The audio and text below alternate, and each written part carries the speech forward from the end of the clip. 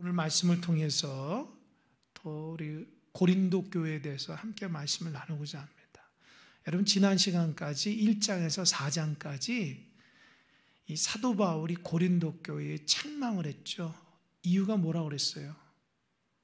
이유가 뭐라고 그랬죠? 다 까먹었나요? 나 진짜 답답하네. 몇 달씩 했잖아요. 파당이 있다고 그래요. 파당.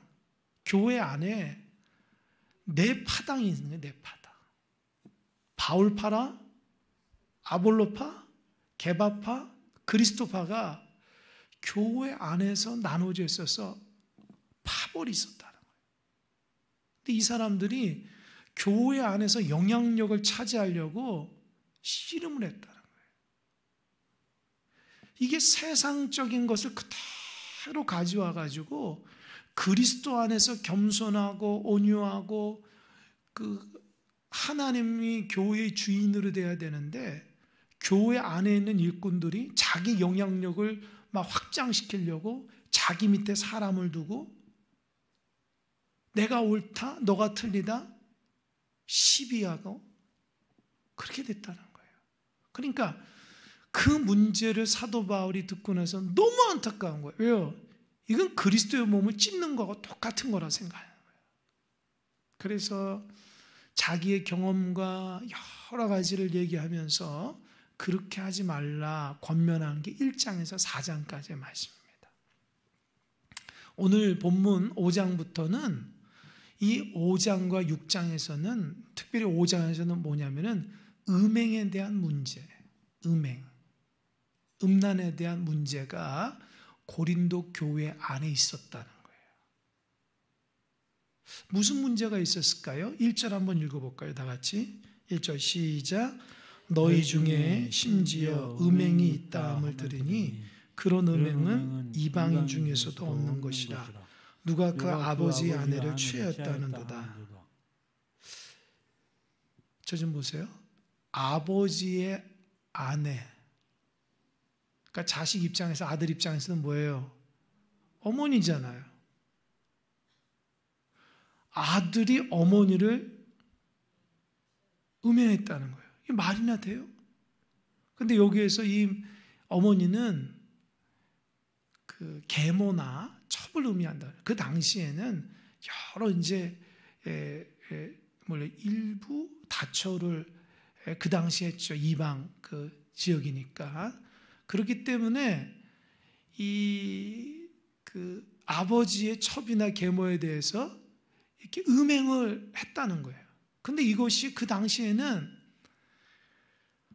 이 교회 안에서 그런 것들이 있는데도 누구 하나 터치를 안 했다는 거예요. 그러니까 이런 말이죠. 교회 안에 어떤 사람이 자기가 음행을 했다고, 아버지의 첩을 범했다고 얘기를 하는 거예요. 그런데 사람들이 어떻게 하냐? 뭐 그럴 수도 있지, 이렇게 넘어갔다. 아니 도대체 그런 일을 어떻게 하냐고. 너 왜 그런 짓을 했냐고. 이게 하나님 보시기에 얼마나 큰 죄인지 모르냐고. 책망을 하고 회개케 하면서 그들을 올바르게 하고, 그렇지 않으면 출교시켜야 되는데 교회 안에서 그런 일들이 있는 사람들이 뻐젓이 신앙생활을 하고 있었다는 거예요. 그러니까 사도 바울이 이걸 듣고 굉장히 충격을 받아요. 그래서 1절에서 보잖아요. 너희 중에 심지어 음행이 있다는 걸 들으니 그런 음행, 이방인 중에서도 없는 그 음행이 어떻게 해서 크리스찬이라고 하는 사람이, 교회 다닌 사람이 그런 음행을 할 수 있냐. 그런 얘기입니다. 근데 여러분, 이게 오늘 조금 배경을 설명하자면은, 여러분 고린도 지역은 항구 도시거든요. 항구 도시는 옛날부터 사람들이 많이 몰린다고요. 그러니까 이 물건들이 있죠. 돈이 모이기 시작하니까 사람들이 다양한 곳에서 모이니까 상업이 발달하고, 그 상업이 발달하니까 음란한 타락하는 지역이 되어버려요. 특별히 이 고린도가 헬라 문화권의 중심지로서 그 아프로디테라는 여신이 있는데, 그 여신의 신전이 있었다는 거예요. 그러니까 고린도 지역에 가장 큰 신전이 아프로디테 여신이 있는데 그 여신을 섬기는 사제가 여사제가 1000명이나 있는데 그 1000명이 그 신전에서 예배드리는, 그러니까 우리식 대로 하면 예배하고 제사하면서 음란 행위를 하면서 제의를 한다는 거예요. 그러니까 고린도 지역은 그렇게 음란한 문화가 일상화됐다. 일상화. 그러니까 이 음란한 문제가 세상 사람들이 세상에서는 일반화됐는데, 그러나 교회는 거룩하고 하나님 보시기에 참 그 순수하고 순결한 공동체인데 그 세상 문화의 것들이 그대로 들어와서 옳고 그름을 판단이 안 쓴다. 그러니까 예수님을 영접하고 예수님을 믿으며 살아가야 되는데 그렇게 신앙을 가졌지만 여전히 세상 문화에 그 음란한 문화에 쩌들어가지고 교회 안에서 그런 일들이 일어났는데도 불구하고 회개나 책망이 안 없어진다. 특별히 그 아버지의 계모나 첩을 음란한 행위를 했음에도 불구하고 용납하고 있었다는 거예요. 그게 사도 바울이 굉장한 충격을 받는 거예요. 여러분, 교회하고 세상은 구분이 돼야 돼요.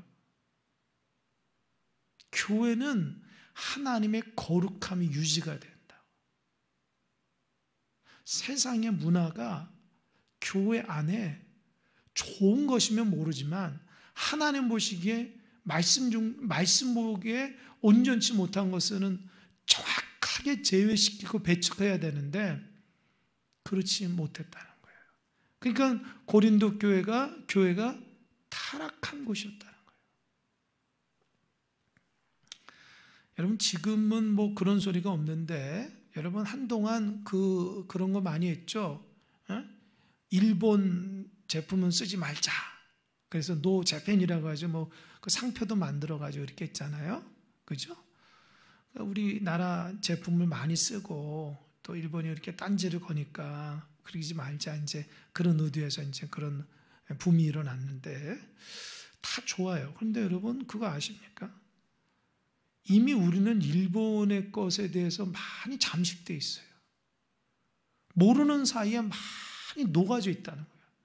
집에 가보면 아마 일본 것도 많고, 더 중요한 거는 우리 생각과 언어 속에서도 그런 마음들이, 그런 마인드가 많이 있다는 거예요.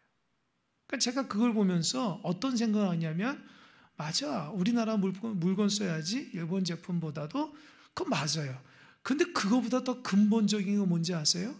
우리 안에 잠식해 있는 생각과 가치관도 이렇게 내려놔야 되는데 그건 그대로 일본 거 따라가면서도 그냥 그 제품만 사지 말자.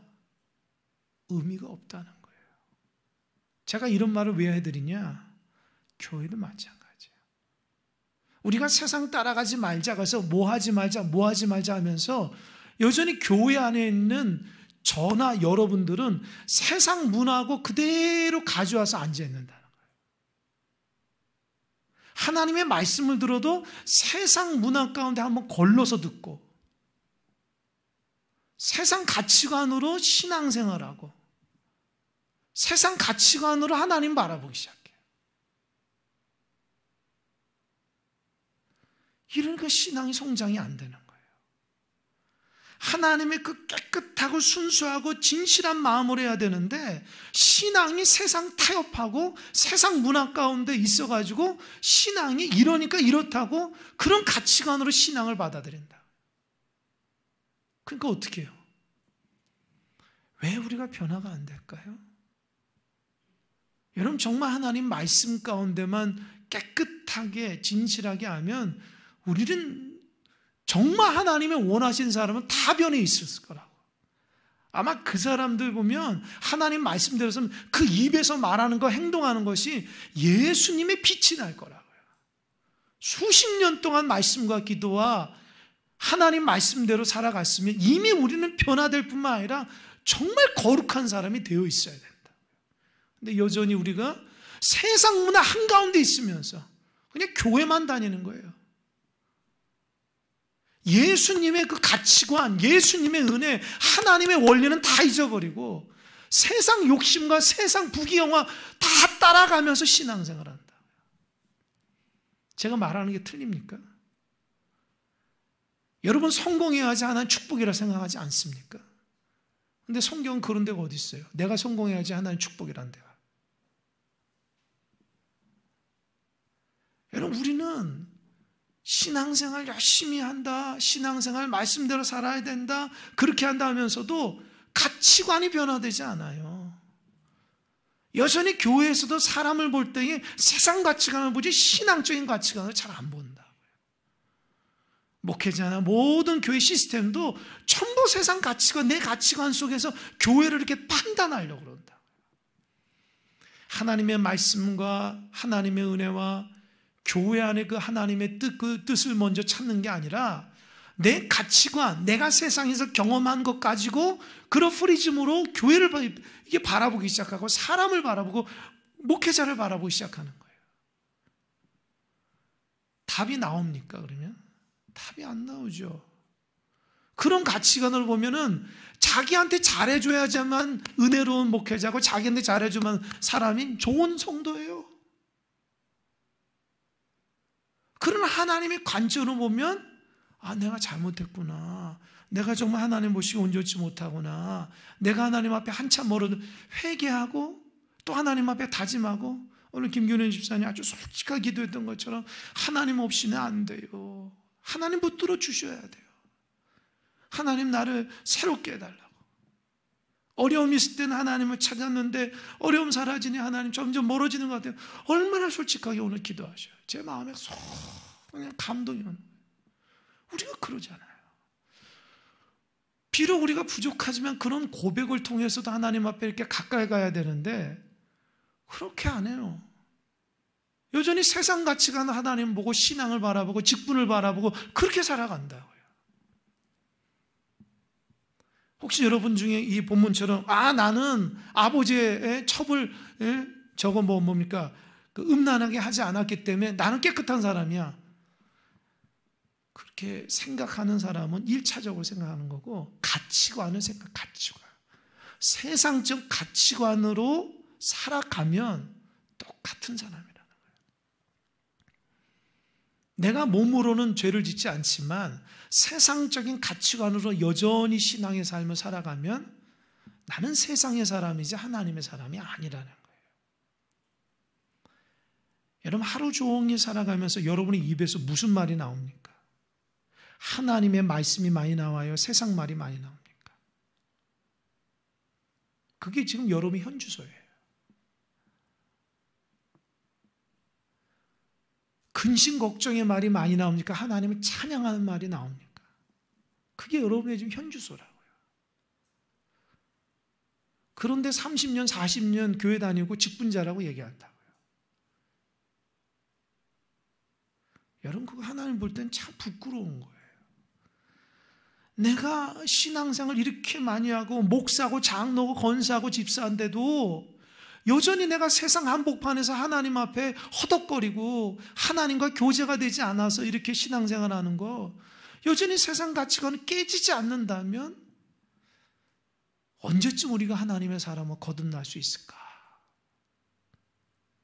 한번 돌아봐야 됩니다. 근데 문제는 옛날 신앙인 우리 선배들은요 자기가 잘못하면 잘못한 줄 알고 회개할 줄 아는데 지금 회개를 안 해요. 당연히 그런다고 생각하거든요. 그게 문제예요. 그게. 내가 하나님 앞에 한참 멀어져 있는데도 그 한참 멀어짐이 하나님 어떻게 이게 안 돼요. 왜요? 세상이 너무 많이 내 마음에 들어와 버렸어요. 하나님 앞에 자기 자신을 돌이켜보고 작은 것에도 회개하고 하나님 앞에 가슴을 치며 하나님 잘못했습니다. 주님 저를 붙들어 이렇게 순수하게 믿었던 신앙이 다 사라진 거예요.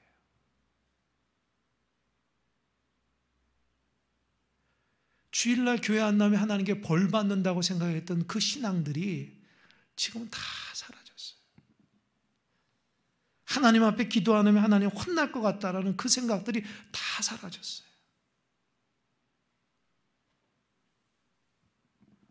세상 항복판에 있어버리니까 교회 무슨 뭐 직분자니까 신앙생활 잘하는지 착각한다고요. 교회 30년 40년 다니니까 내가 아주 멋진 신앙인이고 주일날 올 때 양복 입고 주일날 올 때 멋진 옷을 입으니까 내가 멋진 신앙인처럼 착각한다고요. 여러분 그러면 안 됩니다. 우리의 삶이 생각과 삶이 달라져야 돼요. 고린도 교회가 음란의 문제가 아니고 세상의 문화가 교회에 다 집어넣는 거예요. 한국교회 신학자들이 모여가지고 한국교회가 이렇게 타락하고 한국교회가 이렇게 부흥이 안 되고 이렇게 침체됐던 원인이 뭐냐? 첫 번째가 세속화가 됐다는 거예요. 교회가 순수함을 잊어버렸다는 거예요. 교회가 돈이면 다 되는 줄 아는 세계가 됐고 교회가 커지면은 뭐 은혜가 크고 믿음이 크다는 세속주의, 만몬주의가 생겨났다는 거예요. 그 순수하고 깨끗했던 신앙인들이 다 사라졌다는 거예요. 전적으로 동의해요. 저도 이렇게 얘기하는 것은 저도 제가 이렇게 얘기하지만 나도 어느 순간 세상의 한복판에 있어서 있기 때문에 나도 그렇게 물들어 가고 있다라는 거예요.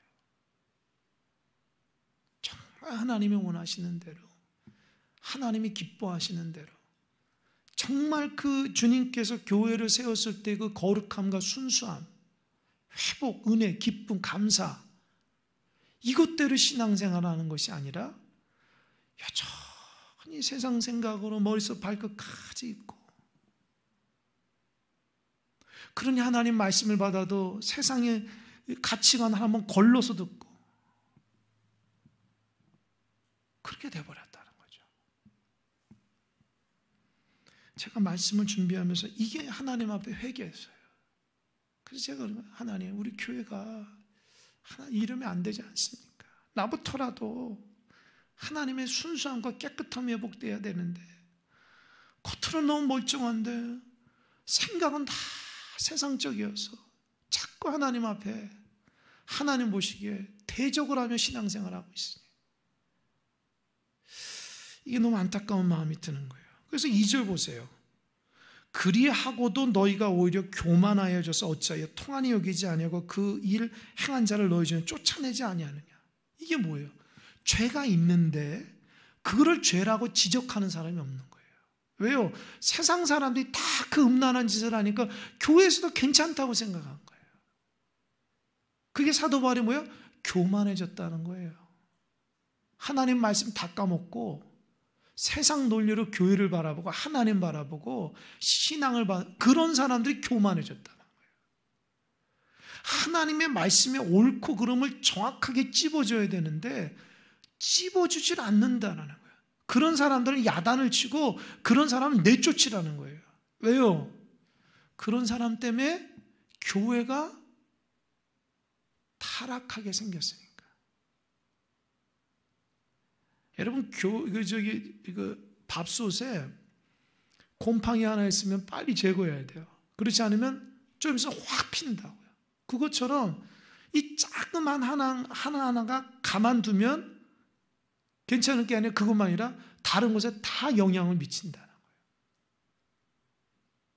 그러니까 지금 사도 바울이 말하는 것이 굉장히 강하게 얘기하는 게 왜 그러냐? 교회의 순수함, 교회의 거룩함, 교회라는 것이 하나님의 주인이 되고 그 그리스도가 교회의 머리인데 교회 머리 대신 교회가 음란한 죄를 짓고 타락했는데도 정죄하지 않고 지적하지 않고 세상 논리로 그냥 그렇다는 거예요. 그러니까 사도 바울이 깜짝 놀란 거예요. 여러분, 누가 내가 잘못하고 있는데 누가 나를 지적하면 좋을까요? 안 좋을까요? 기분 나쁘죠. 우리가 다 이제 큰 어른인데 그러나 여러분 그거 아셔야 돼요. 내가 만약에 죄를 짓고 있으면 그 죄를 지적하지 않으면 나는 그 죄가 괜찮은지 알아요. 이해되셨죠? 이해되셨죠? 생각해봐요. 한 가지 예를 든다면 엄마 화장대에 500원짜리, 100원짜리가 이렇게 단지 이렇게 있어요. 엄마가 그거를 뭐 시장 갔다가 갖다 놓고 이런 거예요. 근데 어느 날 보니까 그게 막 없어지기 시작해요.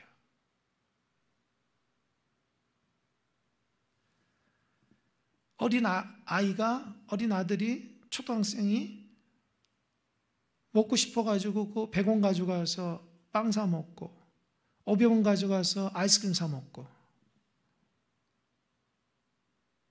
근데 엄마 아빠는 아이고 제가 배고프니까 그러지, 제가 그러네, 입이 심심해서 그러구나. 그러다가 이젠 점점 더 1,000원도 가져가고 5,000원도 가져가기 시작해요. 그때부터는 어떻게 해요? 그때부터는 엄마 아빠가 어떻게 해요? 잘못됐다고 지적해야죠. 그거 엄마 아빠한테 얘기해야 된다. 그거 허락받고 가져가야 된다. 그건 잘못된 거다. 그죠? 그죠? 그거라고요. 만약에 그 엄마 아빠가 그걸 얘기하지 않으면 애기는, 그 어린 아들은 화장대에 있는 돈은 다 자기 건 줄 안다고요. 그죠? 만약에 그렇게 습관되면은 이제는 다른 사람 것도 다 자기처럼 확장될 수 있다는 거예요. 나 그거 있는 거 가져가는 돈, 이제 엄마 아빠 거 아니라 다른 것도 이제 가져가면서 당연하다고 생각하는 거예요. 여러분, 우리가 하나님 앞에 처음엔 요만큼 잘못하거든요. 근데 그 잘못한 게 아주 조금이니까 뭐 티가 안 나요. 근데 나중에는 그게 막 확장이 돼요, 막. 옛날에는 요런 죄를 지면 어떡하냐, 하나님 앞에 죄 졌는데 이거 안 되는데 하나님 저 깨끗하게 해야 되는데 이러다가 이 죄를 졌더니만 하나님이 가만히 있네. 나한테 지적은 안 해요. 하나님이 요거는 용서해 주는가 보다. 그래서 조금 더 잘못을 해요. 보니까 하나님이 요것도 하나님이 용서해 주네. 나를 뭐라 하지 않네? 이제는 또 담대하게 죄를 져요.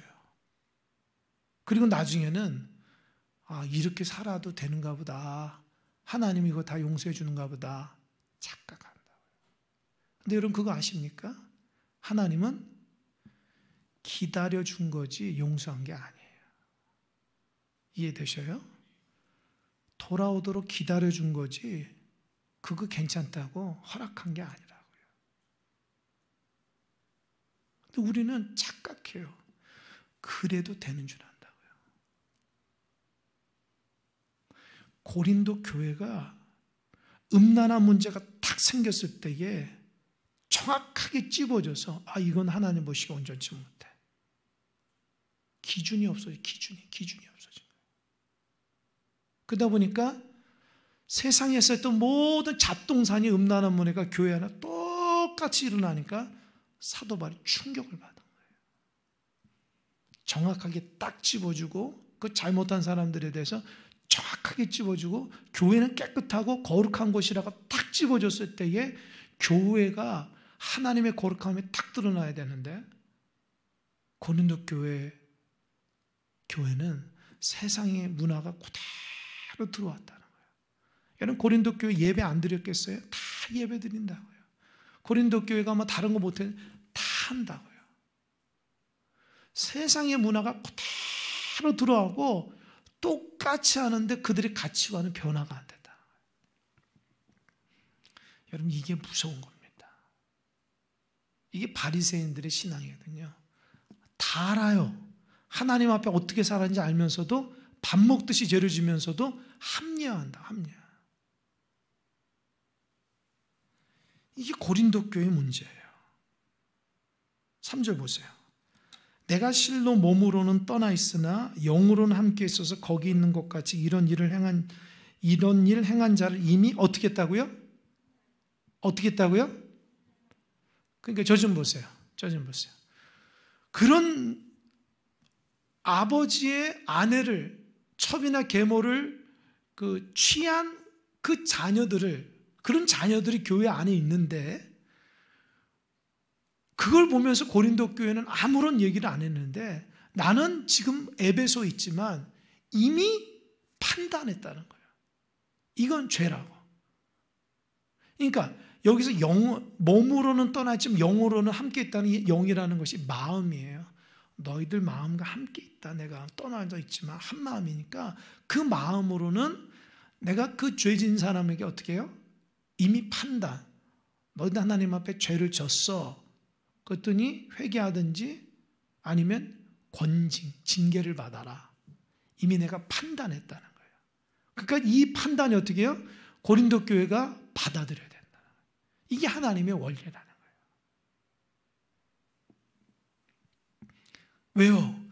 고린도 교회 안에는 중심이 없으니까. 누가 중심을 딱 잡고 있어야 되는데 중심이 없는 거예요. 여러분도 마찬가지예요. 가정에서나 교회에서나 이것이 하나님 앞에 온전치 못하다고 하는 것을 온유함이나 겸손한 마음으로 지적해야 돼요. 그러면 안 됩니다. 이거 하나님의 원리가 아닙니다. 이거 지적 안 하면 나중에 그 사람 큰일 나요. 왜요? 죄를 져도 그게 죄인지 모르거든요. 이게 참 무서운 거예요.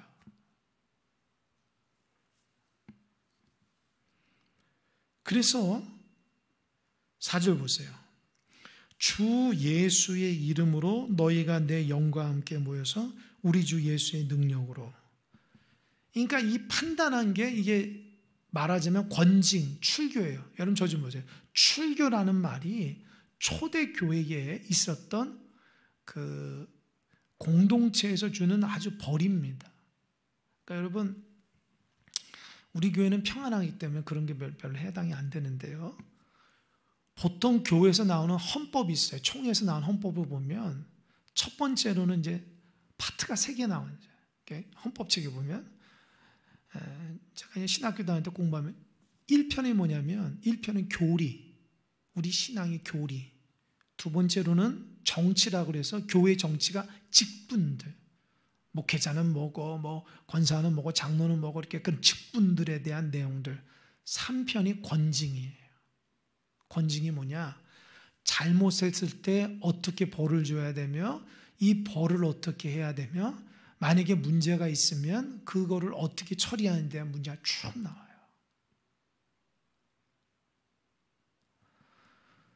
제가 신학대학 다닐 때에 그 지금 연동교회 그 이성희 목사님, 제 원로 목사님이신 총회장까지 한 그분한테 제가 헌법을 배웠거든요. 그걸 배우면서 아, 교회가 이렇게 엄격하구나라는 걸 제가 알았어요. 교회 그 헌법 자체가 잘못된 사람들을 지적하고 잘못된 사람들을 바르게 가르치는 완전히 그 책으로 한 챕터가 있는 거예요. 그런데 교회에서 잘못된 사람들을 지금 교회에서 책망하고 벌어주고 막 그럽니까 지금? 안 하죠. 안 하죠. 그래서 문제가 생긴 거예요. 교회가.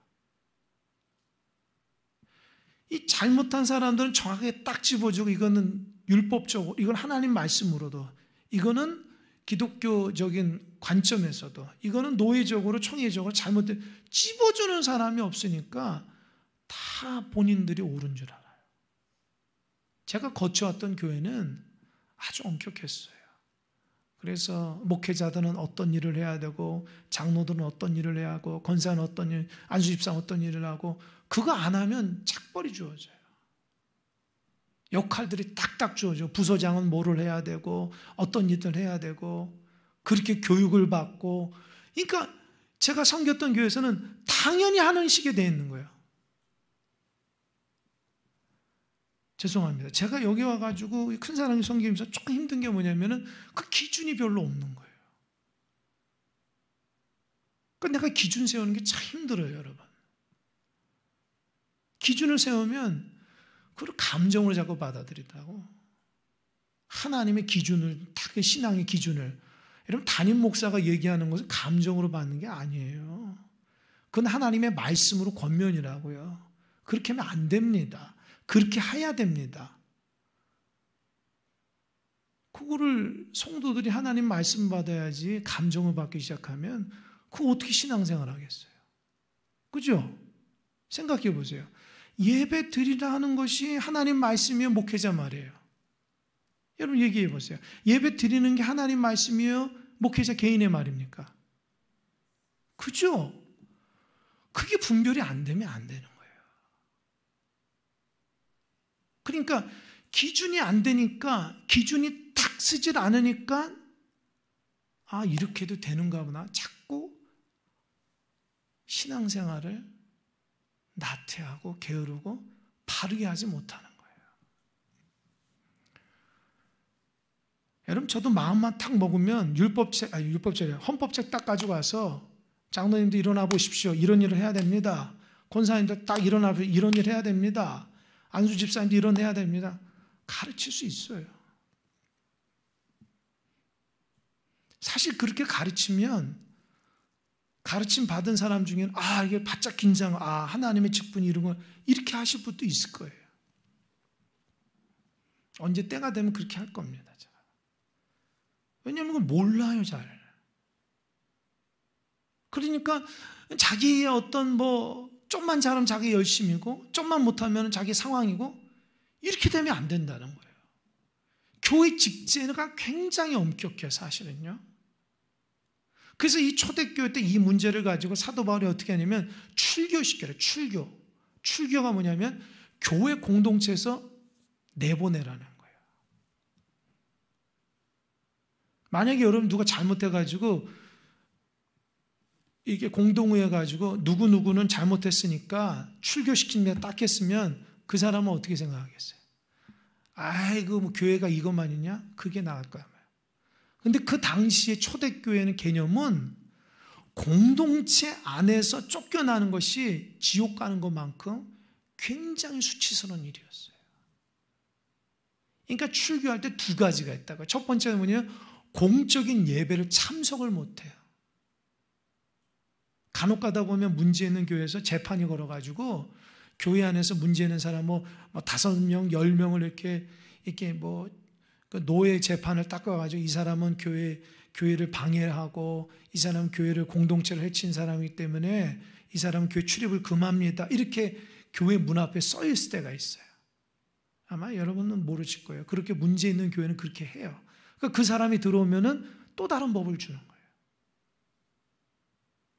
그러니까 지금 사도 바울은요, 그렇게 성적으로 음란한 짓을 했는데도 불구하고 교회 안에서 질서를 잡지 않으니까 내가 그를 출교니까 너희들 그들을 출교시켜라. 그래서 공적인 예배를 못 가고 두 번째로는 성만찬을 못 참석하게 해요. 우리는 성만찬 참석하는 것이 아무렇지도 않은 것 같지만 그 당시에는 그리스도의 살과 피를 먹는 것이기 때문에 굉장히 중요하고 예배 때마다 성만찬을 했어요.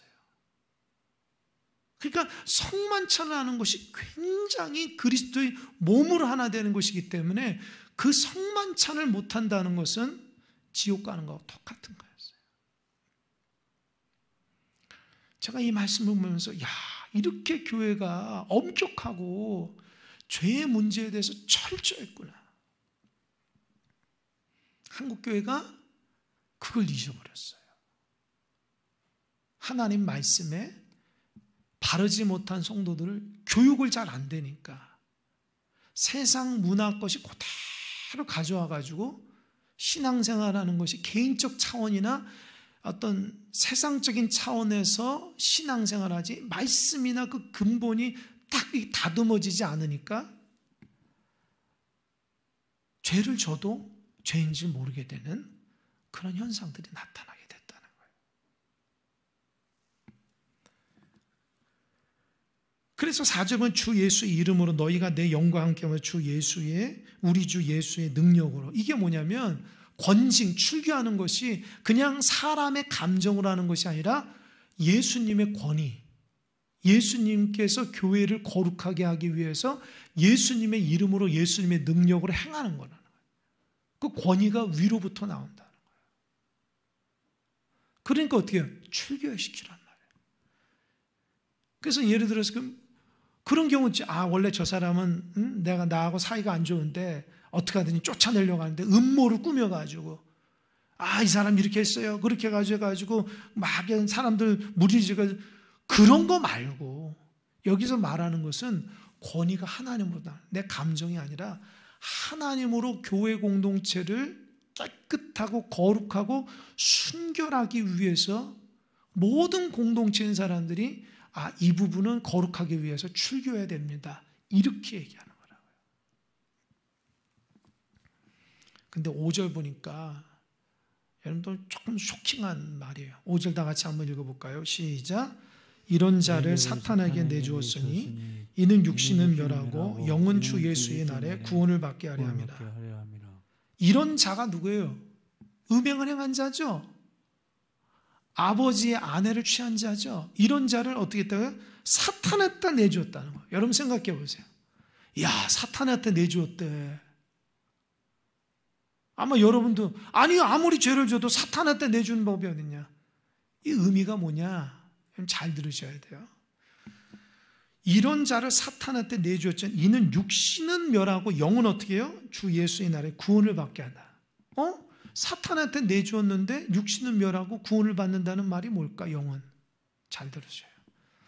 공동체 안에서 음란한 행위를 했어요. 아버지의 아내를 취했어요. 근데 그 사람이 아까도 말한 것처럼 그걸 떠벌리고 다니는 거야. 근데 교회에서는 그럴 수도 있지. 세상이 그런데 그 세상하고 교회가 구분이 안 되는 거예요. 그러니까 사도 바울은 그런 자를 권징하고 출교해. 왜냐? 그 사람 때문에 다른 사람을 물든다. 그런 사람을 딱 뽑아내라. 그래가지고 출교해서 교회 공동체 못 나오고, 그 다음에 성찬을 금지하고 성내전을 금지시켜라. 그러니까 이 사람은 교회에서 쫓겨나는 거고 아까 말한 지옥 가는 것 같은 마음일 거예요. 그런데 이렇게 함으로써 두 가지 현상이 나요. 첫 번째로는 개인적으로는 그 부끄러움을 알고 회개한다는 거예요. 회개. 그 권징을 통해서 자기가 이게 죄인지 모르고 했었구나. 이거 큰 죄구나. 그래서 철저하게 회개해서 자기의 몸은 그런 음란의 행위를 해서 썩어질 몸이지만 그러나 그가 회개를 통해서 마지막 주님 올 때는 그 영혼 구원을 받는다는 거예요. 뭐를 통해서요? 권징을 통해서 회개함으로 그런 효과를 받는. 이해되시죠? 그러니까 그 사람 완전히 권징해서 너는 안 돼! 이렇게 하는 게 뭐냐면, 그래서 그래요. 이 헌법에 보면 6개월 수찬 정지, 6개월. 그러니까 6개월 동안 성찬을 금지하는 거예요. 성내전을. 그러니까 그 사람은 성내전 탁 할 때는 나가야 돼. 법적으로 안 돼요. 그러니까 6개월 동안 이 사람은 내가 하나님 앞에 잘못하고 죄를 지고 공동체를 해악을 했기 때문에 내가 6개월 동안 이렇게 못하는구나 하면서 자기 자신을 돌아보며 어떻게 해요? 회개하는 거예요. 그래서 6개월이 딱 지나면 다시 심사를 해요.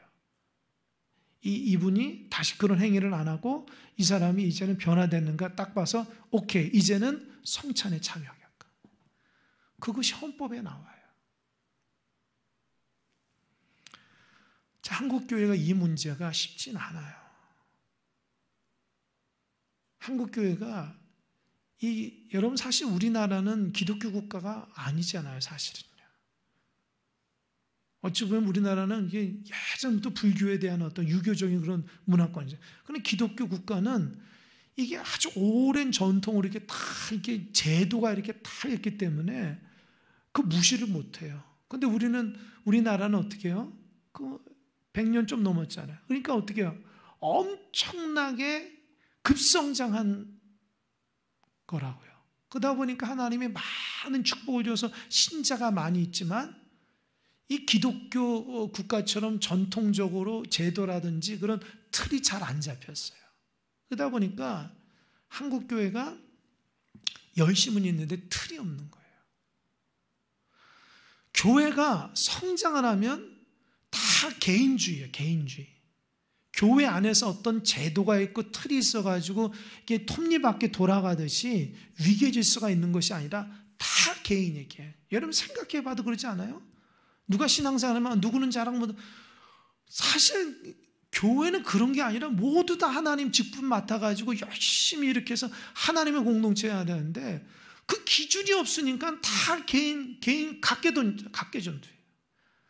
누구는 나오고 누구는 안 나오고 누구는 하고 누구는 안 하고. 그러니까 교회가 질서가 없고 은혜가 없고 그 교회가 성장이 안 되는 거예요. 사실 그거는 우리 한국교회 목회자 문제가 커요. 그냥 교회가 성장한다고 아무나 막 직분자 세우고 교회 이렇게 크게 만들고 하다 보니까 거기에 따르는 시스템이 안 되는 거예요. 일꾼을 세웠으면 일꾼에 대한 합당의 교육을 통해서 그 직분을 잘 감당해야 되고, 교회가 커졌으면 어떤 시스템을 통해서 정말 하나님 원하시는 그 시스템에 대한 그걸 만들지도 않고, 그러니까 사람만 모여가지고 예배드리는데 틀이 없으니까 문제가 생기면 와르르 무너지는 모래성 같은 교회가 돼버린 거예요. 그러니까 여러분 평생 앞으로 신앙생활 하시면 틀을 잘 잡아야 돼요. 내가 하나님의 원하시는 예수님의 사람이 잘 돼야 돼요. 그리고 옳고 그름을 분명히 구별해야 된다고. 신앙을 자꾸 내 감정으로 하면 안 돼요. 하나님 중심으로 해야지 성장하고. 옳고 그름이 자꾸 세상 문화 따라가기 시작하면 그때부터는 하나님 볼 때는 하나님의 사람이 아니에요. 세상 사람이지. 오늘 말씀을 통해서 여러분이 깨달으실 분은 깨닫고 이해가 안 되시면 이해 안 될 수 있지만, 오늘 본문에서 중심으로 제가 그 속 얘기, 아주 깊은 얘기 쭉 한 거예요. 고린도 교회가 세상 문화가 들어왔기 때문에 이런 현상이지 한 사람이 음란한 문제 때문에 생긴 게 아니라는 거죠. 그래서 사도 바울은 이 문제를 굉장히 심각하게 여기고, 그래서 앞으로 몇 주 동안 앞으로 한 주, 두 주, 이제 6장, 7장까지 그런 문제가 쭉 이어지는데 아주 꼼꼼하게 보려고 합니다. 그래서 말씀을 통해서 우리가 잘못된 게 있으면 빨리 고쳐야 돼요. 지혜로운 사람은 잘못되면 빨리 고치고 하나님 은혜를 택해야 되는데 여전히 세상 문화 가운데 신앙생활하면 안 됩니다. 기도하겠습니다.